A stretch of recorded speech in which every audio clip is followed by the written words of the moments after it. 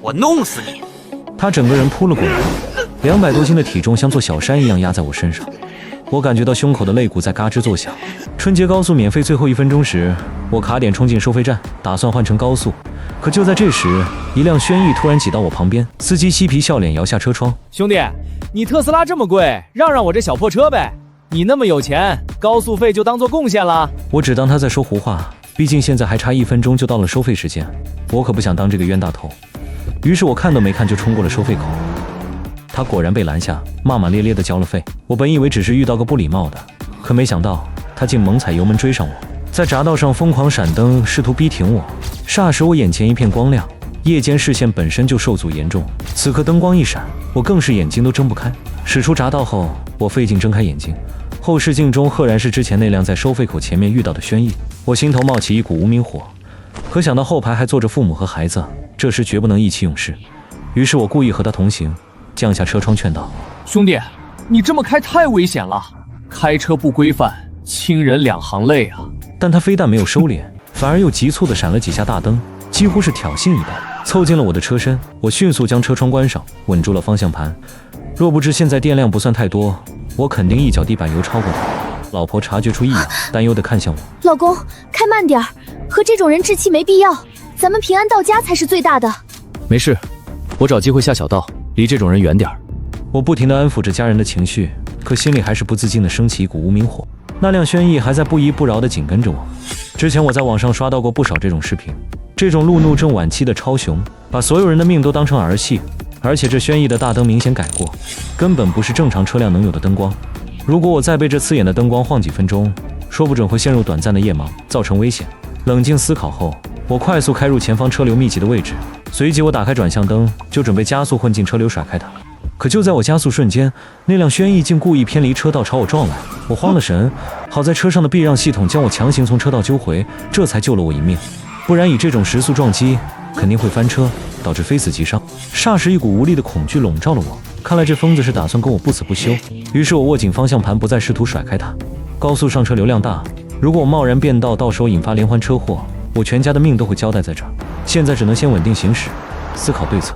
下一秒我脑中闪过一个绝妙的想法，于是撇过头看向老婆：“老婆，你用手机录一下旁边那辆车，仔细看看它的车牌号。”听我说完，老婆慌张地掏出手机，开始记录那辆轩逸，而我则拨打了高速公路的救援电话：“同志，我举报有人危险驾驶车辆，持续别车，晃大灯。同志，请你现在详细的描述你的位置。”我将我的位置和车道详细的跟对面描述了一遍。现在必须借助正规的帮助才能脱困，毕竟跟这种人赌气没有意义。大过年的，我只想踏实带一家老小安全回家。同志，你能看到他的车牌号吗？看不清，他一直开着大着灯，晃得我们睁不开眼。老婆身体抖个不停，泪水夺眶而出，显然吓得不轻。而我妈则一直沉默不语地抱着孩子，生怕孩子醒过来哭闹。同志，我车上有一家老小，我妈还有心脏病，情况很危险。交警不停安抚着我的情绪，他们已经通知了附近的巡逻车来清路，而我只需要稳住车速，等待救援就好。现在有了警方的介入，我就不信这个超雄有胆子去闪巡逻车。可还没等我放松几分钟，交警的一句话让我刚暖的身子止不住冒出冷汗。先生，我们调取了监控里对方的车牌号，发现这辆轩逸的车主年初刚出狱，曾经有过危险驾驶导致人员死亡的案例。霎时一股恐惧直冲天灵盖，我本以为对方只是路怒发作，跟我们挑衅一下，没想到竟是刚出狱的劳改犯。你们千万不要和他发生冲突，等待我们救援。好，我会尽可能稳住，请你们也加快速度。我强忍恐惧答应下来。挂断电话后，我正准备安抚一下家人情绪，却发现我妈已经捂着嘴哭了起来，而一旁录像的老婆也脸色惨白地瘫在椅子上。我不由得开始后悔，当初要是宽容一下让他插个队，也不至于招惹上这种疯子。我稳住方向盘，但电能已经开始报警，现在只能祈祷车子电量可以坚持到交警的到来，不然如果熄火在路边，那么面对一个穷凶极恶的劳改犯，我们不会有任何胜算。妈，老婆你们别怕，巡逻已经知道了，我们就这样慢慢开，等交警赶过来。我不停地安抚着家人的情绪，可一旁的轩逸车窗还开着，他挑衅般的朝我们竖起中指。眼见我们不理他，他便贴近我的车道，扯着嗓子大喊：“二货，开这么好的车，连几百高速费都不愿意给老子出，有钱人都这样，那我们穷人还怎么活呀？”我气急反笑，没想到会被一个劳改犯说教。随后我狠心降下主驾车窗，冲他大吼道：“这本来就是先来后到的事情，我凭什么给你出钱？”听我这么说，轩一来了脾气，他猛打方向盘便朝我挤了过来。好在我压到了应急车道，才躲过一劫。你疯了！你的车撞我的车，你没有胜算。那老子就一换四不亏。我一愣，这才透过窗户看到他的车里只有一个人，怪不得会有恃无恐。车子剧烈的摇晃，引得我妈和老婆叫个不停。可一旁的轩逸还在不依不饶地别车，我肾上腺素飙升，不停喘着粗气，随即猛打方向盘躲避，车子擦着旁边护栏飞驰而过。我们这条是有名的断崖山路，如果冲出护栏就是死路一条。见我不停躲避，轩逸以为我怕了，于是更加得意地加速追了上来，有节奏地闪着大灯。老公，算了吧，你问他要多少钱，我们给他行吗？我叹了口气，事到如今只能妥协，毕竟我没办法拿全家跟我一起赌气，破财消灾就是最简单的解决方式了。你这样是在犯罪，你要多少钱我可以给你。听我这样说，男人大笑出声。这时候知道花钱了，早干嘛去了？你到底要多少钱？他没回话，自顾自地吼道：“你老婆长得不错啊，小妮儿，上哥哥车里坐坐啊，哥哥给你看个宝贝。”他的一声声尖叫让我浑身血液直冲太阳穴，我气愤地攥住方向盘，朝他吼道：“你给我闭嘴！要多少钱，我现在转给你！”我拼了命地告诉自己必须冷静，激怒这种垃圾没有任何意义，毕竟能用钱摆平的就是最为简便的。等安全后，我非要把这个路怒症送进去继续吃牢饭。开个屁的价！你对老子的伤害，光用钱怎么弥补？识相的让你老婆在下个服务区上我车聊聊天。不过你放心，我就是聊聊天。他的条件一个比一个离谱。之前我还想着和解，但我现在才发现，他这根本就不是简单的欺诈了，而是掌控着羞辱我的快感。你做梦！交警已经发现我们的事情了，要是你现在和解收手，还来得及。听到我搬出交警，轩逸车主的脸懵地一沉，脸上的戏谑全无，只剩了让人心惊的狰狞。敢威胁我，老子不吃这一套！今天我陪你玩到底！他猛地踩死油门，车头瞬间别了过来，这次角度更凶狠，而我车上的电量也早已不支持及加速了。于是我猛打方向盘，脚下狠狠地擦下刹车，我快速停到了应急车道。轩逸车主见我停下，将车横到我面前，大步跨步朝我走来。啊！你给老子滚下来！急刹车想害死老子！滚出来！滚出来！他将脸贴到玻璃上，扭曲变形。老公，我好怕。老婆，你别怕，我们在车里不会有事的。我不停地安抚着家人的情绪，随后立马拨打了交警的电话号。轩逸眼见我们毫无反应，更加暴怒，他用脚狠狠地踹了一脚车门，随后骂骂咧咧转身朝自己的轩逸走去。就在这时，交警的电话也终于拨通。交警同志，我是刚才报警的人，那个劳改犯截停了我们，他暴力倾向很重，你们还有多久才来？同志，你坚持住，我们……警察话说一半，可我的余光却瞥见那男人重新走了回来，而手里赫然拿着一根棒球棍。小美女，等急了吧？孙强的手顺着碎裂的边缘伸了进来，玻璃渣扎进他的皮肉，但他像感觉不到疼一样，死死抓着门锁。我从后视镜看到老婆正拿着手机，颤抖着想去砸他的手。别碰他，保护好妈和孩子。孙强满脸是血，嘿嘿笑着，另一只手拎着棒球棍，在车门外壳上重重的敲，每敲一下，车身就跟着晃动。我妈已经倒在后座上，大口喘着粗气，手在胸口胡乱抓挠。开门，老子数到3，不开门，老子把这车顶掀了。我盯着仪表盘，电量显示仅剩1%。我没理会他的威胁，而是悄悄松开了电子驻车，右手死死扣住挡把。孙强见我不吭声，抡起棍子对着后窗剩下的玻璃又是一记重击。1。就在他喊出第一个数字，身体重心前倾准备发力的瞬间，我猛地推入倒档，右脚将电门踩到底，电机发出一声低沉的咆哮，车身借着惯性向后猛窜。孙强的身体被车门带得失去平衡，他发出一声惊叫，整个人被甩出了3-4米远，重重撞在路边的金属护栏上。我没有停止，继续倒车，拉开了约50米的距离，直到车身撞上一根路桩才停下。车停稳了，但动力系统的警告灯全亮了。我回头去看我妈，她已经开始翻白眼，这是心脏骤停的前兆。药瓶刚才撞飞了。我解开安全带，趴在座椅缝隙里疯狂摸索，手指触碰到冰冷的金属滑轨，除了灰尘什么都没有。我抬头看向后视镜，孙强已经从地上爬起来了。他没有再拿那根木质棒球棍，而是走向了他的轩逸后备箱。快，找找脚垫下面。孙强从车里拽出了一根半米长的钢制撬棍，他一瘸一拐地往回走，每走一步，撬棍就在地上拖出火星。我知道，刚才那一撞彻底激怒了他。终于，我在副驾驶的座椅底下摸到了那个塑料瓶，可还没等我拿稳，砰的一声，孙强已经冲到了车前，撬棍重重地砸在引擎盖上，直接砸出一个深坑。跑啊！你再跑一个，给老子看看！他没急着砸窗，而是把撬棍插进主驾驶车门的缝隙里。他双脚蹬住车身，全身发力往外掰，金属扭曲的声音在寂静的公路上回荡。车门上沿已经开始慢慢变形，冷风顺着缝隙灌了进来。我把药递给老婆，让她赶紧喂药。此时车门缝隙已经大到能伸进一只手，孙强的脸就贴在缝隙处，那股烟味和血腥味直接喷在我脸上。坐稳了。我强行切换到前进档，仪表盘跳出动力受限的提示。我不管不顾，再次踩下电门，车子像个垂死的老兵，蹒跚着向前挪动。孙强被晃了一下，但他这次早有准备，迅速跳上他的轩逸，发动机轰鸣着追了上来。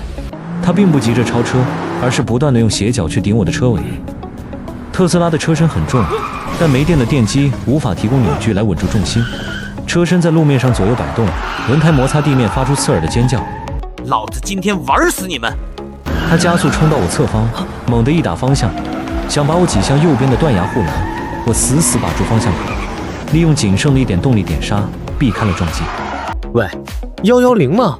我们在断崖山段，有人杀人，快！话没说完，信号彻底断了。轩逸再次撞了上来，这一次力道极大，直接把我的特斯拉顶得原地转了半圈，车头死死抵在了路边的护栏上，电机彻底熄火，屏幕漆黑一片。孙强熄了火，推开车门，他手里拎着撬棍，另一只手竟然拎着一桶备用汽油。他走得不快，每一步都像是在丈量我们的死期。我推不开车门，只能从破碎的后窗翻了出去。我手里抓着车里的灭火器，挡在车门前。孙强，你想要钱，我包里有现金，车也可以给你。钱？老子在里面蹲了5年，出来老婆跟人跑了，老娘死在医院，老子现在不想要钱，就想要你们这种人的命。他拧开油桶盖，黄褐色的汽油顺着车顶往下浇，汽油味瞬间盖过了山间的凉气，钻进我的鼻子里。你疯了，里面还有孩子！我猛地按动灭火器开关，白色的干粉喷涌而出，瞬间覆盖了他的视线。孙强被呛得连连后退，挥舞着撬棍乱抡。我趁机冲上去，用灭火器罐体狠狠砸向他的膝盖。他闷哼一声，跪倒在地，但反应极快，反手一记撬棍抽在我的腰上。我感觉脊椎像断了一样，重重摔在地上。孙强喘着粗气，从兜里掏出了一个打火机。孙强的手在抖，不知道是因为疼还是兴奋。打火机的火苗在风中跳动，距离被汽油浸透的车顶不到半米。我顾不上腰上的剧痛，连滚带爬地扑过去，死死抱住他的双腿。老婆，快带妈走，从另一边跑。老婆正费力地推着已经变形的右侧车门，孩子在里面哭得嗓子都哑了。孙强用力踹着我的头，每一脚都踢在我的太阳穴上。我眼前阵阵发黑，但双手像铁钳一样锁死他的脚踝。跑，谁也别想跑！他弯下腰，用撬棍的尖端刺向我的手背，剧痛让我几乎要松手。但我知道，只要我一松，身后的车就会变成火海。就在他再次擦火的瞬间，远处隧道口突然射来几道极强的白光，那不是普通的灯光，是高功率的探照灯。紧接着，一阵低沉且密集的引擎声从远方炸响，那是大排量摩托车和警车在高速行驶下的轰鸣。红蓝交替的灯光在隧道壁上疯狂闪烁，速度极快地向我们逼近。孙强愣住了，他转头看向光亮处。我趁他分神的刹那，用尽全身力气抓起地上的石块砸向他拿着打火机的手。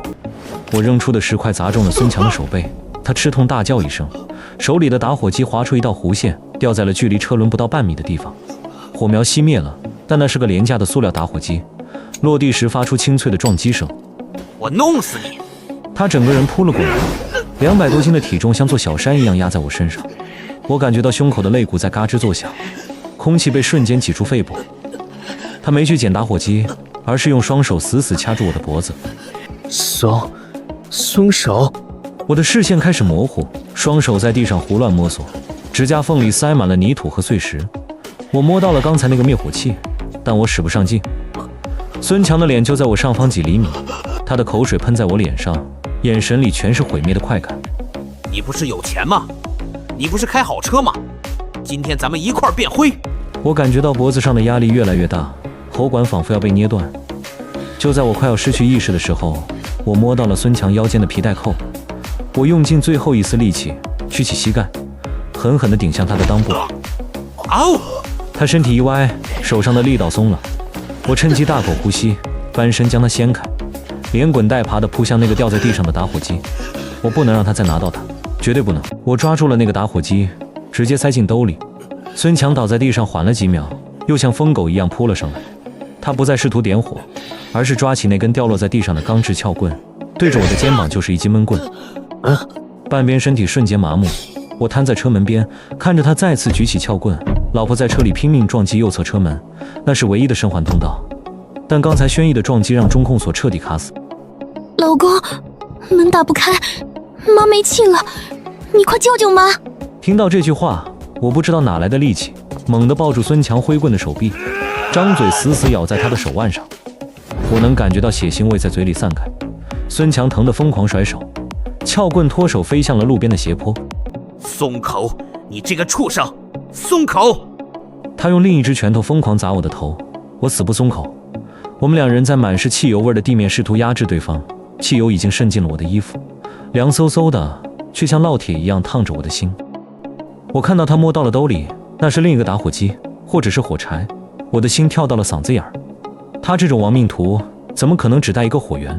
老婆，用灭火器砸窗，快！孙强从兜里掏出的不是打火机，而是一把折叠刀。他眼神狠厉，对着我的腹部就捅了过来。我松开嘴，拼命向后挪动，刀尖划破了我的羽绒服，白色的鸭绒像雪片一样飞了出来。就在这生死关头，两道极强的白光从后方隧道口激射而出，伴随着震耳欲聋的警笛声。那不是幻觉，是交警的铁骑队员。前面的放下武器，立即停止犯罪行为。孙强愣住了，他握刀的手抖了一下，铁骑摩托的速度极快，不到10秒钟就冲到了两车之间。刺眼的远光灯晃得人睁不开眼。孙强看看警车，又看看我，脸上的表情从狰狞变成了犹豫。别过来，过来我就捅死他！他一把拽过我的领口，将刀尖抵在我的脖子上。我能感觉到冰冷的刀锋贴着皮肉，只要他手一抖，我就没命了。孙强，警察已经到了，你跑不了了。想想你妈，你进去了，她谁照顾？老子妈早死了，就是因为没钱治病死的。你们这些有钱人懂什么？他越说越激动，刀尖已经划破了我的皮肤。一名交警停下摩托，手已经按在了腰间的警棍上，另一名交警则在快速呼叫增援。空气凝固了，周围除了警笛的余音，只有山间的风声。孙强挟持着我向后退，脚下就是那滩还没干透的汽油。把刀放下，有什么诉求可以谈，不要错上加错。孙强根本不听，他的情绪已经彻底失控。他拖着我往轩逸的方向退，想开车逃跑，但我知道他的车钥匙还在地上。退后，都给我退后！再过来我先杀了他，再点火，大家一起死！我感觉到他的手在剧烈颤抖，我斜眼看向车内，老婆已经用灭火器砸开了一道窗缝，正把孩子往外递。交警也注意到了这一幕，其中一人示意同伴吸引注意力，自己则悄悄向侧翼移动。孙强，你走不掉的，你看那边全是警察。我指了指隧道口，更多的红蓝灯光正在汇聚，那是后续的特警支援到了。孙强转头看了一眼，就这1秒钟的分神，我猛地抓住他握刀的手腕，身体向下沉。动手！交警像离弦的箭一样冲了上来，孙强反应过来想捅我，但我死死锁住他的手。另一名交警从侧面扑倒了孙强，两人在汽油滩里翻滚，又是几声急促的刹车声，3、4辆特警车直接横在了路中央，全副武装的警员冲下车，迅速接管了现场。孙强被3个人死死按在地上，脸贴在满是汽油的柏油路上，还在不断的挣扎。老实点，停靠。我瘫坐在地上，看着孙强被戴上手铐，像死狗一样被拖向警车。他手里的折叠刀被缴获，在灯光下闪着寒芒。快，救护车！我妈在车里。医护人员抬着担架冲了过来，老婆抱着孩子冲出车厢，跪在我身边。我看到老母亲被接上了氧气面罩，医生在紧急做心肺复苏。那一刻，我感觉全身的力气都被抽干了。一名警察走过来，递给我一条毛毯，拍了拍我的肩膀。没事了，盛先生，这人是重点监控的假释人员，这次他回不去了。我看着那台被撞得变了形的特斯拉，还有满地的碎玻璃和汽油。我坐在医院的长椅上，手里攥着一张刚打印出来的缴费通知单，3万块，这只是我妈进 ICU 的第一笔预付款。刚才医生找我谈过话，我妈不仅是受了惊吓，撞击瞬间的安全带勒伤导致了内脏错裂，后续手术费是个无底洞。保险公司吗？我的车损和对方的医疗费怎么报销？电话那头的理赔员语气冰冷，对方告诉我，由于交警尚未出具事故责任认定书，且现场有疑似开斗气车的行为，保险公司目前无法垫付任何费用。我挂断电话，看着走廊尽头孙强的家属在那儿大声哭闹，引得护士不断上前劝阻。别吵了，这里是医院。孙强的老婆，一个穿着臃肿睡衣的女人，冲过来死死拽住我的衣领，她身上散发着一股廉价烟味和汗臭味。她哭喊着说孙强还没醒，家里3个孩子等着吃饭，说我是开好车的恶霸，逼得老实人走投无路。你赔钱，你把我男人撞成那样，你得赔钱。我一把推开他，我心里清楚，昨晚那场车祸完全是因为孙强在高速上情绪失控，他为了超车反复别我，最后失控撞向了护栏，也带偏了我的车。但这在法律认定上非常复杂，如果没有完整的监控，我很难证明自己是完全被动的一方。我来到交警队，想看看现场清理出的遗留物。办案民警把一个透明塑料袋扔在桌上，里面是我的行车记录仪，外壳已经烧焦了，塑料融化成了一团。盛先生，你的记录仪在起火时受损严重，我们尝试读取，但电路板烧穿了。那路面监控呢？那段隧道口的监控总该有吧？很不巧，那段路正在进行光缆维护，昨晚那一带的监控确实没录上。现在的情况是，后方车辆的目击证言对你很不利。有人反映，在事故发生前几公里，你的车和孙强的车有多次并线互不相让的行为。我感到一阵胸闷，那是他在别我，我在躲避。但在旁观者眼里，2辆车在高速上飞驰闪躲，就是典型的斗气驾驶。我走出交警队，太阳刺得我睁不开眼。孙强的车呢？我想看看他的车。警察带我去了停车场，孙强那辆老旧的轩逸几乎碎成了零件。我蹲下身，看着那磨平了花纹的轮胎和锈迹斑斑的刹车盘，这根本就是一辆带病上路的报废车。孙强不是什么杀手，他只是一个为了省钱不修车，为了抢时间不顾命的底层司机，而我成了他暴躁情绪下的牺牲品。我回到公司，桌上堆满了待处理的文件。财务部经理敲门进来，脸色有些难看。他告诉我，因为我牵扯进这起严重的交通伤亡事故，且被媒体拍到了现场照片，公司合作方的法务部门发来了询问函，要求评估我的个人声誉风险。盛总啊，这事儿闹得挺大，短视频平台上都在传特斯拉高速挑衅致人重伤。那是谣言，是他在撞我。我打开手机，发现本地社交媒体上确实流传着一段模糊的视频。视频是从很远的地方拍的，只能看到2团灯光在高速上缠斗，最后火光冲天。评论区里键盘侠们在狂欢，他们不在乎真相，他们只在乎豪车和弱势群体这2个标签。我感到一种深深的无力感。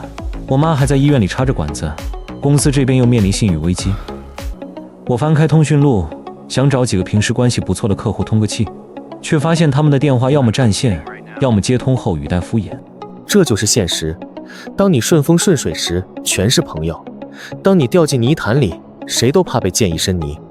我颓然地靠在椅子上，没有阴谋，没有预谋，只是一个普通人在极端压力下的崩溃。孙强崩溃了，他选择了自杀式的驾驶，而我正走在崩溃的边缘。我回到医院时，发现病房门口站着几个穿西装的人，他们不是杀手，而是孙强请的律师。为首的律师推了推眼镜，递给我一份民事起诉状草案。盛先生，孙强先生目前处于深度昏迷，他的家属准备起诉你。我是为了躲避他的撞击才加速的。这需要证据，如果证据不足，根据《道路交通安全法》，作为更具避让义务的一方，你将承担巨大的赔偿责任。孙家提出的数额是200万，包括医疗费、误工费和后期伤残补偿。200万，这对我来说虽然不是天文数字，但足以掏空我所有的流动资金。我妈后续的康复还需要大量的钱，我看着这份起诉状，手在微微发抖。这不是电影里的生死博弈，这是真实生活里的钝刀子割肉。如果我不答应呢？那我们就法庭见。另外，孙强的家属已经在联系媒体，准备进行更大规模的维权。盛先生，你是体面人，你应该知道名誉受损的后果。我转过头，看到孙强的妻子正躲在走廊拐角偷看，她眼里没有悲伤，只有一种孤注一掷的贪婪。她和孙强一样，都在把这场灾难当成改变命运的救命稻草。我没有回家，而是开车回到了那个发生事故的匝道口。雨已经停了，路面上还有焦黑的痕迹和散落的塑料碎片。我拿着一叠打印好的寻人启事，在收费站出口一家一家地询问那些停靠休息的货车司机。师傅，昨晚11点左右，您路过那段隧道吗？看没看到一辆黑色特斯拉被轩逸别车？司机们大多摇摇头，有的甚至连窗户都不愿意摇下来。我走的腿都麻了，皮鞋上沾满了泥水。就在我准备放弃的时候，一个正在给轮胎浇水降温的老司机叫住了我。小伙子，我昨晚在那儿，我行车记录仪里可能拍到了点东西。我像抓到了救命稻草一样冲过去，老司机带我进了驾驶室，调出了昨晚的画面。虽然隔得很远，但画面清晰地记录了孙强的轩逸是如何在空旷的路面上突然折起来，如何疯狂地切入我的车道，以及他最后那次致命的转向。师傅，求您把这段视频拷贝给我。老司机叹了口气，说他也是开车的，最恨这种不要命的开法。他把存储卡取下来递给我，我握着那张小小的卡片，眼泪差点掉下来。没有阴谋，没有反转，这就是真相。孙强因为生活不如意，在公路上寻找发泄对象，最终害了别人也毁了自己。现在该让法律说话了。我站在走廊里，看着鉴定科的房门，里面正在进行关键的视频比对。老司机提供的行车记录仪存储卡已经交给了技术民警。我等了2个小时，烟灰缸里塞满了烟头。门开了，一名戴着白手套的警察拿着一份文件走出来，示意我进去。盛先生，视频鉴定结果出来了。我们通过对后方货车记录仪画面的逐帧分析，结合路面刹车痕迹的物理测量，得出了结论。结果如何？视频显示，当晚11点14分，那辆黑色轩逸在前方无车、无障碍物的情况下，突然采取了3次非正常的紧急制动。这种行为在法律上被认定为具有主观恶意的危险驾驶，而且我们检测了孙强车辆的制动液和轮胎磨损情况，那辆车根本不具备上高速的安全条件。警察把鉴定报告翻到最后一页，上面盖着鲜红的公章，这意味着孙强所谓的避让障碍物谎言彻底破灭。我拿过报告，指尖划过那行冰冷的文字，这不是阴谋，这是一个生活失意的男人在公路上寻找发泄对象，最终自食其果。这份报告能直接作为定责依据吗？是的，结合我们调取的路段卡口数据，孙强在事故前10公里内有多次超速和压线行驶记录，这不再是普通的交通事故，这已经触及了交通肇事罪。我带着鉴定报告复印件回到医院，孙强的妻子正带着2个孩子坐在我妈病房对面的长椅上。她看到我，没有像之前那样冲上来撒泼，而是低着头死死攥着衣角。她请的那位律师站在一旁，脸色同样不好看。盛先生，我们谈谈关于之前的起诉状，我们家属愿意撤回。撤回？昨天你们还说要让我赔200万，让我倾家荡产。那是我们对案情了解不全面，现在警方鉴定结果出来了，孙强负全责的可能性极大。如果进入司法程序，孙家不仅拿不到赔偿，还要承担你的巨额车损和我家属的医药费。我看着那个女人，她突然滑下长椅，跪在地上，想去抓我的裤脚。2个孩子吓得哇哇大哭，走廊里的病人和护士都投来异样的目光。这种道德绑架在医院里每天都在上演，但这次我没打算妥协。盛先生，您是大老板，您有保险，您动动手指就能救我们全家。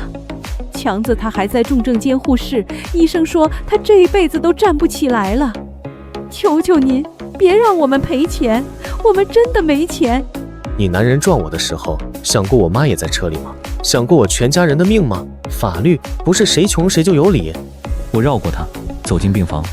我妈已经醒了，虽然还戴着氧气面罩，但眼神清明。她轻轻摇了摇头，示意我不要再纠缠下去。我明白她的意思，但我也知道，纵容这种恶意就是对守法者的伤害。调解室里坐满了人，我、保险公司理赔员、孙强的律师，还有一脸死灰的孙强妻子。办案民警敲了敲桌子，摊开2份正式的道路交通事故责任认定书。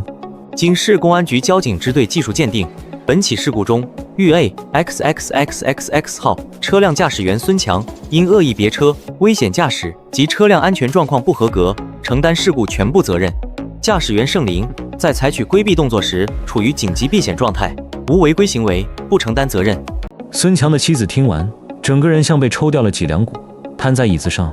全责这2个字重于千钧，它意味着孙强所有的医疗费都得自理，意味着我那辆价值几10万的特斯拉受损，他们必须全额赔偿。